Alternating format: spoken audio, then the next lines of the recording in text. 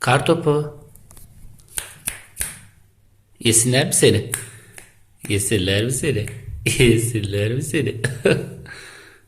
Hı? Yesinler mi seni? Oynamak mı istiyorsun sen? Hı? Oynamak mı istiyorsun sen? Hı?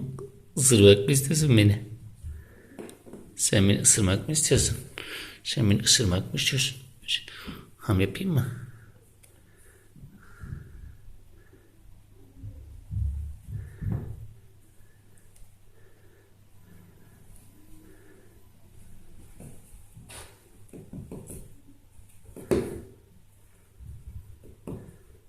Bak bak bak bak. Bak.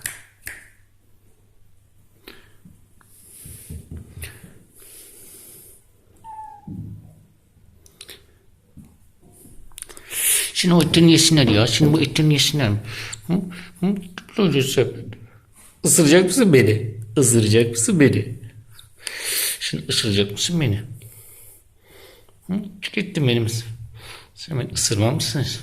Sen beni ısırmak mı istiyorsun? Sen beni ısırmak mı istiyorsun? Hı? Isırmak mı istiyorsun sen beni? Sen beni ısırmak mı istiyorsun? Hı? Isırmak mı istiyorsun? Canımı sıkılıyor senin.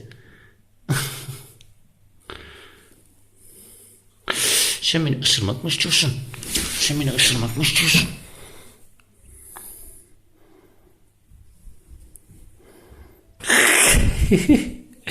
Şimdi etlerin hangi bölümleri güzel acaba? Etlerin hangi bölümleri güzel senin? Hı? Hangi bölümleri güzel acaba? Tam bir vahşi ceylansın sen. Sen tam bir vahşi ceylansın. Senin etlerin hangi bölümleri güzel acaba? Hı?